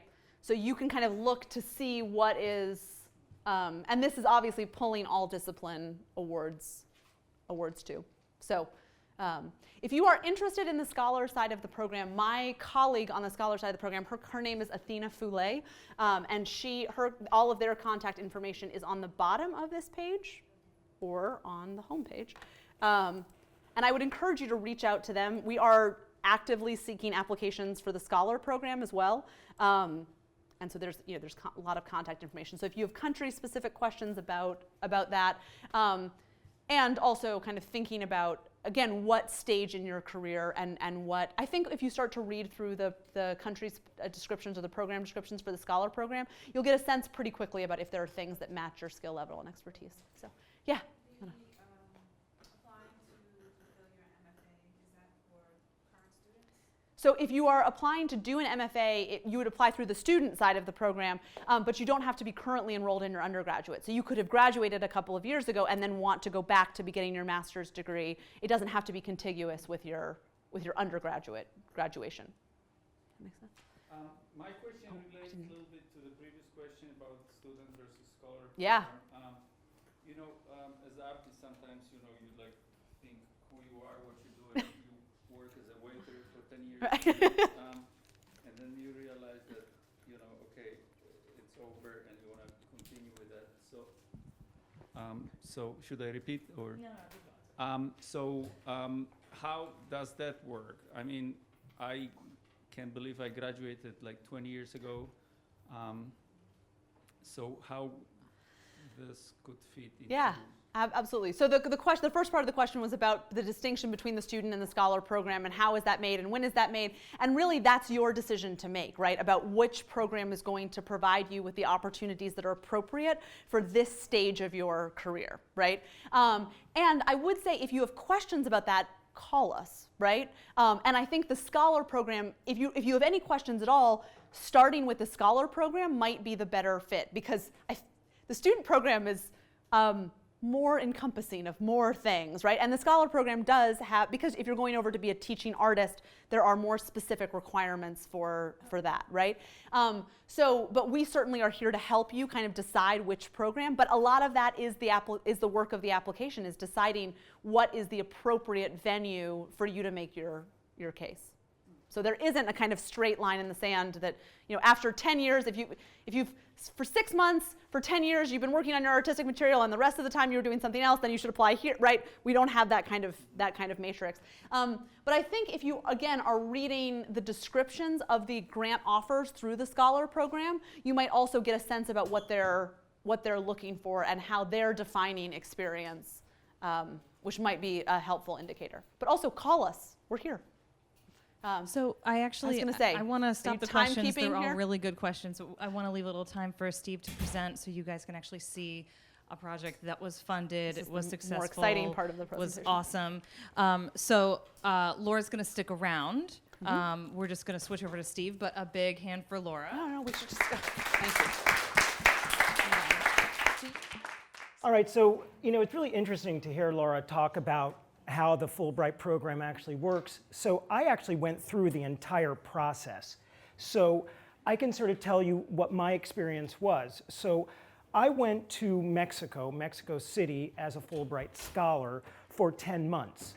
And there was a language requirement. I had to so it was a two-part process. I went through the American side, and then I went through the Mexican side. I had to do a 20-minute interview, all in Spanish, via Skype, which the term Adobe Bricks came to mind. And it was nerve-wracking, right? But they were all very, very sweet. So, and very supportive. My whole process was great. I mean, everybody in the Fulbright side was very helpful. So, I have a love of Mexico. My husband and I were traveling for many years. I didn't do a Fulbright there. I did later, but I did a sabbatical there. I started taking language and classes. And when I was there, one person in my class took us to a lucha libre tournament. And I didn't know what that was. I saw it, and I was like, holy shit, this is my life. Right? So this was the title of my proposal for the Fulbright, minus the gray on the bottom. The Art of Lucha Libre and Freestyle Painting in the 21st Century. Right? So that's what I was doing. The big problem I had with my proposal was, and I really recommend this, you give your proposal to everybody you can to read. You cannot be shy about getting, feedback or criticism. You have to hear it. I gave it to everybody I knew. And one of the things they said is, what is lucha libre? Right? And I was like, what? Doesn't everybody know? And, so I had to really define my terms, right? So this is sort of what I did, So lucha libre, it's a free struggle. It's Mexican wrestling, right? So I said I had to go down to Mexico to study wrestling, because I said it was a metaphor for painting. Right? And I said that everything that painting has, wrestling has. And I said it had, and I'll go through the categories, right? So I said that it was a symbolic match between good and evil, right? So those are the two luchadores, those are the two wrestlers. One of the questions that came up during my interview in Spanish, Steve, the United States, it has a huge wrestling community. Why do you need to come all the way over here to study it? You're just like, gah, gah, gah, gah. And I'm like, well, it's because, it's a Mexican art form and truly transformed, blah, blah, blah, blah, blah. And they were like, okay, thank you, thank you, thank you. So, so there's two components in wrestling. You have the good guy and the bad guy. That's basically it. And then I thought, that's art history, sort of Western art history. We have a battle of good and evil, right? But so then I also said, it's all an illusion. Painting is an illusion. I'm a painter. So I was like, so I'm comparing like art that I see and what I see in the ring, right? And I was able to I was embedded into the world of lucha libre, and I'm not sure how it all happened, but I would go, and I say the word locker room, which not really quite a locker room, but there the men are, and I've never seen men primp so much in my life, but they would be holding up their hair, taking razor blades and cutting their foreheads just ever so lightly, right? So when you go in the ring, someone pops you in the head, you start bleeding profusely. So I thought, is that real or is it fake, right? So I was able to go in and study that, right? Then the other thing that I said is that lucha libre is truly, it's the second most popular sport in all of Mexico. And it is almost religious. And so there was the connection, right? There are priests who actually do their sermons in masks. There are cops who do traffic. There are politicians who only wear a lucha libre mask. It is embedded throughout the culture, right? And I was like, I am there to watch and observe. And so, and this guy came in, Super Barrio, came in after the 1985 earthquake, and the government was doing nothing to help people. A luchador came and embarrassed the government. And to this day, there is a luchador in Congress fighting for people, and anonymous. And the government actually went after Super Barrio, and when he was unmasked, which is the most humiliating thing you can do to a wrestler, and he said, "You think I'm the same guy? There's hundreds of me." And so they never know, right? And I thought, and obviously in art, it has a political component, right? So that was an easy connection, right? But then there were these sexual allusions that I thought were really intriguing, because in lucha libre, you have the técnico and the rudo, the good and the bad guy, but you have the exóticos, right? Those are the men and women who are gay or who are transgender, right? And I was like, holy cow, man, that's fascinating. And then, you know, in art history, we deal with that very easily.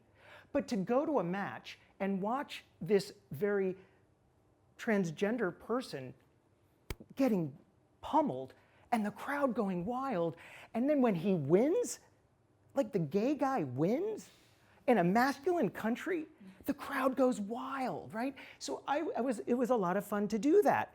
But one of the other things I had to do, talking about an affiliation. I was affiliated with, it was like the folk art museum, El Museo de Arte Popular, right? So I would go, that's the building right there, and I would have to give tours in Spanish, which again was nerve-wracking. They didn't know what to do with me at all. They had not a clue. They were like, and like the director only gave me the affiliation because he's like, and again, the affiliation part is hard. It's hard. You work early and you send out 1 million emails, 1 million letters, and you do it over and over again. He wrote me back and he said, "Steve, I love this proposal. We have nothing to do with lucha libre in our collection." He's like, "But we do have a luchador who works here. So maybe that would be a good fit." And I'm like, okay. But again, I get there and they're like, "What do you want to do?" And I'm like, I don't know. But I made some of the best friends of my life. And so I would go to the museum 3 days a week. And I would go to the library and I would read. But here's what I really did. I talked. I talked to the librarian, I talked to the registrar, I talked to the director, I talked to the secretary. I would talk. I was just like, beep, beep, beep, beep, beep, beep, beep. And we went like this. And it was so much fun, And so, what I was really also doing in the collection, I was trying to identify symbols of good and evil. Because I thought the country existed as this clash of cultures. When Spain came over, it just was a crash, and they're still fighting it to this day, right? And I wanted to see if I could see this conflict in the collection. And then could I find that in the art of lucha libre? And then I wanted to train as a luchador. So in my proposal, I had to give methodology. Here's what I'm going to do. I'm going to study lucha libre. I'm going to go to matches every week, 3 days a week. I'm going to work at the museum 3 days a week. I'm going to work in my studio 3 days a week. But I'm also going to go to this gym, and I give the name of the gym, and I'm going to train as a luchador, right? Cultural exchange. Exactly. And one of my very first outings, I went to this, I don't have time to tell you about it, but I went to this church where the priest was hosting the luchadors, and we were all eating and drinking and drinking and drinking. That's what luchadors do. And it's tequila with squirt. And they looked at me and they're like, no, you get in that ring, we will kill you. And I'm like, what?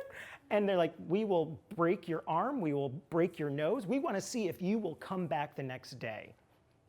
And I'm like, I'm not coming back.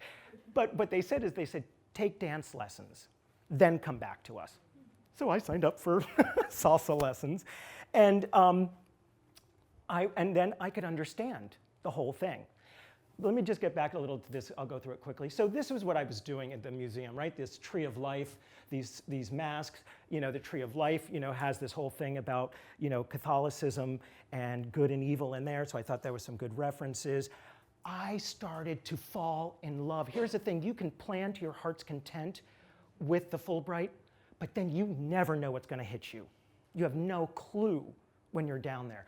I was looking at this, this indigenous art form from the huichol, the chaquera, these little glass beads. This thing traveled the world, this little VW bug that is covered in glass beads. I thought it was incredible, right? And so I fell in love with this craft work, which sometimes when you're studying fine arts, craft is this evil word, and then you have a country that is embracing it. So I was like, oh, I'm gonna work with it. And this is one of the guys I worked with in the museum. Being able to get up close to a collection was amazing. They gave me carte blanche to go anywhere I wanted in that museum. I could just walk into the storage and ask to see work, and they would pull it out for me. It was amazing, and they made fun of me constantly. So I went to weekly matches, right? And I didn't know how to, yes, I said I was going to weekly matches.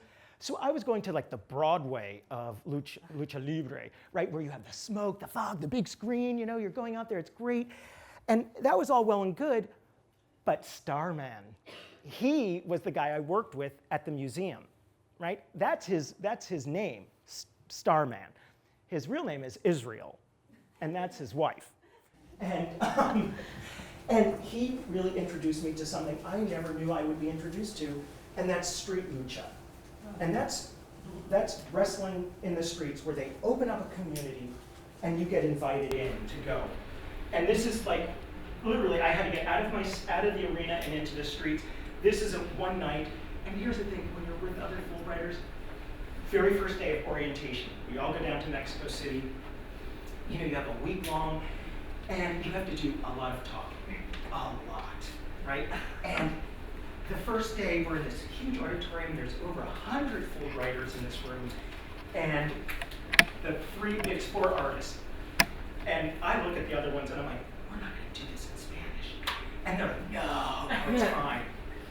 Hola, muy buenos días. No! So you have to get up in front, and I had to say what my project was. And if you get a Fulbright, you are going to be doing that more times than you realize, and you have it down where you can say it in your sleep. So I said what I was doing.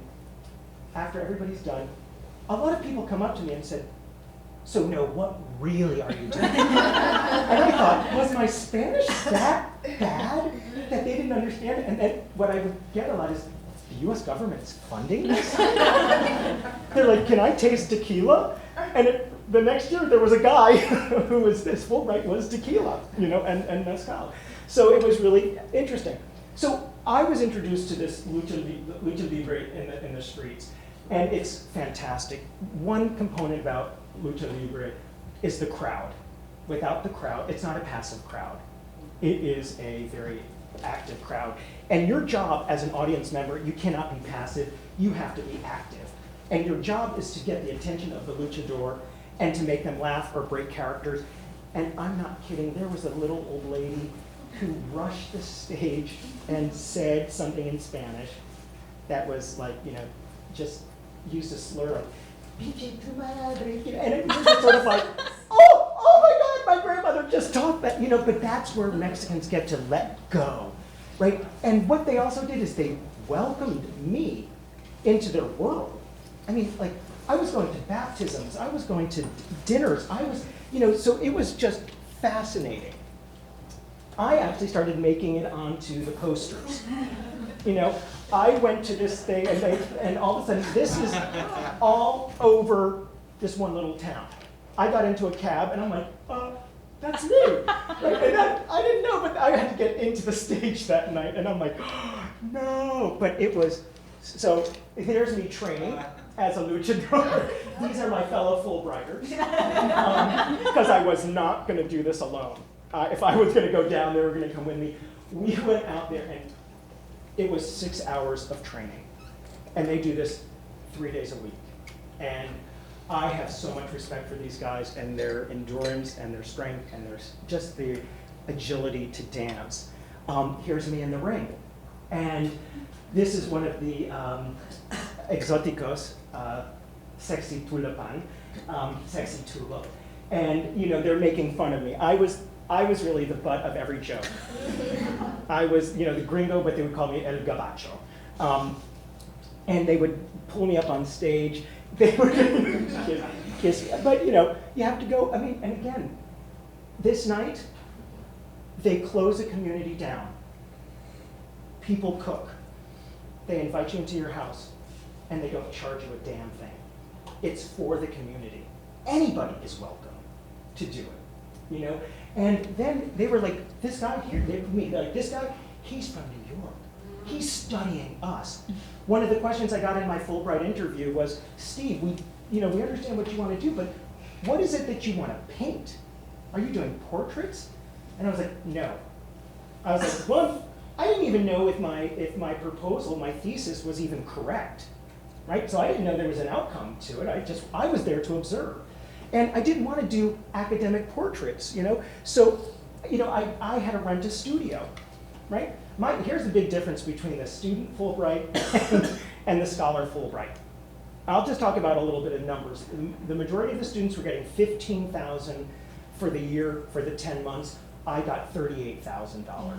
That was the difference, right? I had no idea. And I said to one student, I'm like, oh my God, it's like we're camping. And when I learned, the students had like less than half of what I was getting. I was like, oh, sorry, So out of my chunk, I was responsible for my apartment. The Fulbright said, good luck, see what you can do to find an apartment. Good luck if you can find a studio. It wasn't their concern, right? I went down months earlier, found an apartment. I got really lucky. I found a studio by an alum of SVA who I bumped into at an opening. And she's like, what are you doing here? I'm like, what are you doing here? And she's like, I live here. I'm like, I'm going to live here. So she helped me find this studio, which was a godsend. It was a really beautiful studio. This was the kind of work I did in the studio. So this is Super Porque. I met a wrestler who was super porky, who was about 350 pounds. Hot, sweaty. Like I said, these men would be in the dressing room, locker room, and primping and preening. So like, I didn't know this was going to be part of my study, right? And they're fixing their leggings, they're putting their makeup on, they're cutting their foreheads. And I was like, that was really impressive to me. So I thought, I'm just going to get a pair of pantyhose and I'm going to make them hairy. And then I wanted to create an illusion, right? Because that's one panel. It's not two panels, it's one panel. What Lucha Libre does is it makes distractions. If I'm really loud over here doing this, and then Laura's doing something over there, who are you going to watch? The clown doing this or Laura doing something else? So if I could put distraction into my work, my illusion gets stronger, right? So I could start applying what I was doing. Here is Super Porque, right? And so I wanted to match my sweat bubbles with his tights, and all he would do is sit on people. And the crowd loved him. They just loved him. And then I did this thing called Blob in the Middle. And again, I fell in love with some of the craft that I saw. So I actually went and I hired someone from a village to do chaquera. And this guy, and indigenous guy, he didn't speak Spanish. I don't speak Zapotec, right? So we had to communicate. And I said I wanted to do the chaquera. And I said, but I wanted tattoos. And he's like, I don't understand. And I know it wasn't my Spanish, but so we had to do this whole communication. And we had to do it over and over and over again to get it right. But eventually, you know, we did it. It broke all rules of their craft. And the biggest thing was, here I am, an American, coming into Mexico, and I didn't want to rape the culture, right? I didn't want to go in and swoop up all the riches, like, I'm going to use this for my artwork. I wanted to respect them. I didn't want to copy Shakira. So what I decided was, that was a blob, like the blobs you see in some of the wrestlers, but I covered it in tattoos, because that is actually me, right? The sailor, the traveler, the guy who goes to different places, because that's actually what I think the role of an artist is. We observe, right? And what better opportunity than to travel, to get out of your comfort zone and into a place that you don't really know, and then you're a sponge, right? And that's what the Fulbright gave to me. It gave me this gift of 10 months. And those 10 months were fun, hard. I was separated from my husband for 10 months. You know, it was not easy. You know, and it was, you know, at the time I was applying, gay marriage was not even, wasn't killed off. And one of my questions in the webinars, and if you are serious about applying, you do the webinars. You listen to them. Even if it doesn't apply, there's so much information in those webinars. And they post past proposals. Like, do I want to really read about like architecture and like the way they're going to redesign highways? But there's a formula in which it was written that you can identify, especially as visual people. You can see the overarching, you know, structure, and you can be like, oh, this is like. I started using terms like anthropology. Like, I'm talking about my methodology about going to the gym, right? My methodology, you know, my field research was going to, you know, lucha libre arenas, right? So I started mimicking a language that I was reading. Because, listen, I am not academic. You know, I'm a painter. I use my hands. But I can identify a language, and I started using some similar language that I was seeing in a lot of these other proposals, which was easy for other people. These are just some of the works I did in Mexico City. And again, I started thinking about illusion and what it meant to do illusion, right? So I tried to make my painting disappear into the background, right? Like certain things, so it was hard to tell what was real and what wasn't real. And I think that could basically sum up my life, because never knowing what is real. And Paint of Perfection, another sort of like, where does the canvas end and where does, you know, the reality begin? You know, and I love that sort of idea about that. And that's what sort of the wrestlers taught me. You know, and here's sort of an exhibition. Another one that one of the things I did do, so with this one, I went to Oaxaca and I worked with glass blowers. Right, there's big glass blowing tradition in Mexico. Again, I had no idea I wanted to do this, but an opportunity arose. I went down and I started speaking to glass blowers. And again, this gringo comes down and is like, yeah, I'm a painter and I want to bring a painting down and I want you to blow a glass blob and burn my painting. And they're like, what? So they invited me down for a week. And this is where we went, Carol, to the, yeah. And so I would take my painting down and we would just start blowing glass and then start burning the painting. And it's, again, I wanted to show this sort of struggle. I wanted to show a conflict of two opposing natures coming on there. And then I started doing this wall painting around it to sort of have the painting disappear into the wall to make the yellow part look more 3D, when the blobs of glass are actually more 3D. But people will always question, is that real? And I'm like, I don't know. And that's what lucha libre is. So when people ask me, is that real? I think I did a successful Fulbright. And then after every match, and I went to matches all the time. And anybody would come in from out of town, I'm bringing in Fulbrighters. Hey, Steve, I have my family, and can you take them to a lucha libre? Sure. You know, I would be going down, but after every match, I would go to my studio and I would try to replicate in some manner what I saw, right? And these are little tiny pastel drawings. This is the gift that keeps on giving. This work is influencing everything I'm doing today. And I'm thinking about my work really differently. But one last thing before I leave, one thing that I did that was a little bit different, and the Mexican Fulbright, you know, the Comexis, they were like, what do you want to do? So I proposed because one of the things you have to do as a Fulbrighter, you have to integrate yourself into society. And I'm like, okay, I can do that. So I made friends with people who were running galleries, and they were starting an art fair called Material Art Fair. So I said, I want the artists in the Fulbright to be included in the art fair. And I wanted the State Department to pay for it. And Hazel, the head of the COMEXIS, was like, no. And I'm like, Hazel, come on, I'm doing it. And it was at our midterm evaluations, and they're like, you have to go to this town.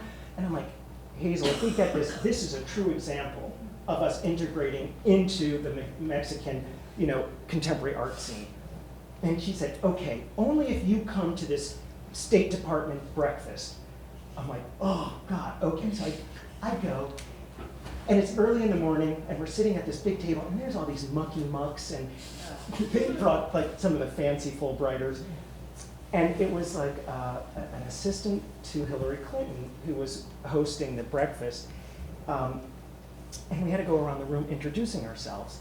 And we're going around, and I'm telling you, I mean, I'm not kidding. People are solving, cancer. They're doing the water problems. They're going around the room. They come to me, and I just look at the assistant to the State Department. And I said, I can take you down in about 3 moves. And all of a sudden, I see Hazel, the State, she just puts her head down on the desk. And then someone rushes up to the woman and starts whispering it, and she's like, you're funny. Tell me more. Right? And I'm like, I'm studying lucha libre, and I want to do it. And then I was like, I went in for my pitch, how they needed to fund. And she said, you and this other woman in the room, you go talk. And she's like, what is the U.S. government in for? And I said, we need $5,000. And she's like, oh my God, I thought you were going to say 50. And so they gave us money to participate in this art fair on the condition that I couldn't sell anything, because you can't make money off of your Fulbright at the time of the Fulbright, and that we include Mexican Fulbrighters who went to the United States and who are back. So we had a booth, and this was really funny because the State Department made us have these American flags, and we're like, what do we do with these? So these are the Fulbrighters that, these are, some of the Mexicans, and the 4 of us right here were the American Fulbrighters. And everybody had a different one. Martha was studying in Oaxaca, and she was studying weaving.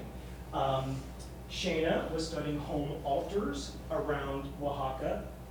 Anna Maya was doing public art and its influence on society, and I was doing Mexican wrestling, right? So, I mean, one thing I will say, like the Fulbright, and the language requirements will scare the crap out of you, but don't. They are very flexible.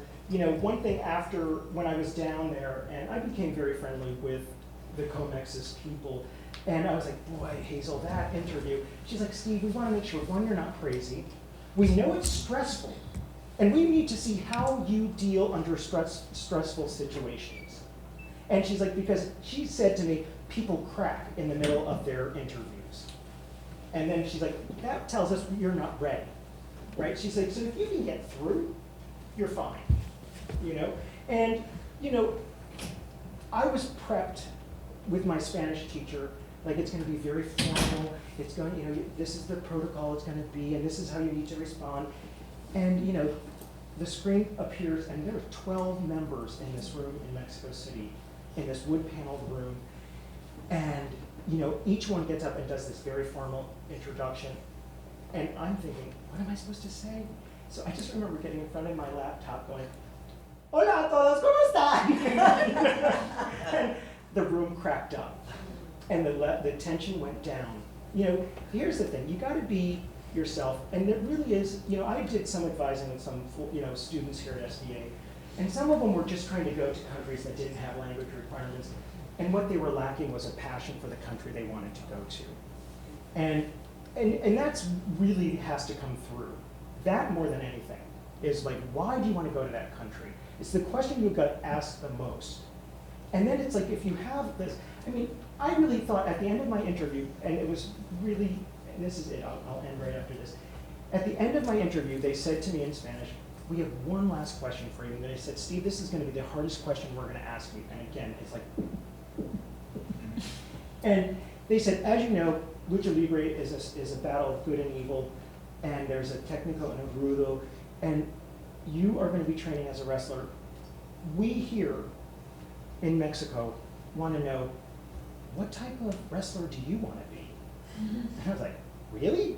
And I just said, el profesor, you know, el técnico, the good guy. And they laughed, and they said, we'll be in touch with you in a few weeks, bye. And it just off.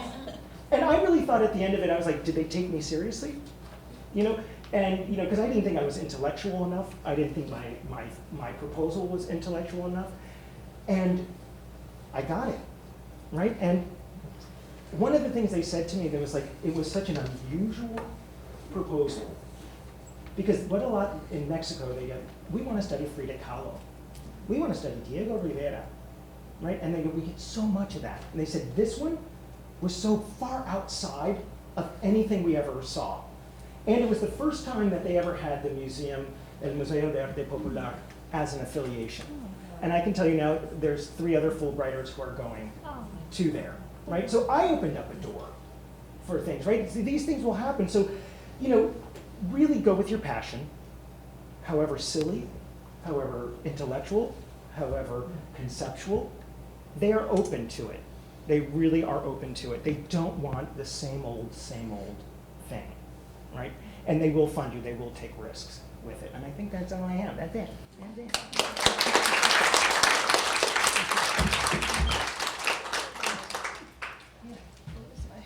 Oh, Okay. so I think we have held your attention for so long, and we appreciate your patience.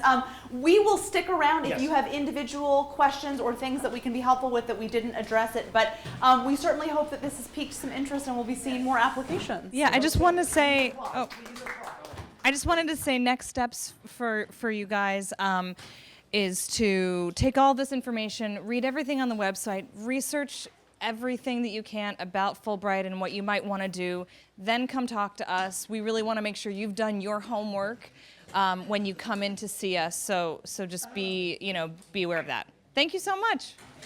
Thank you.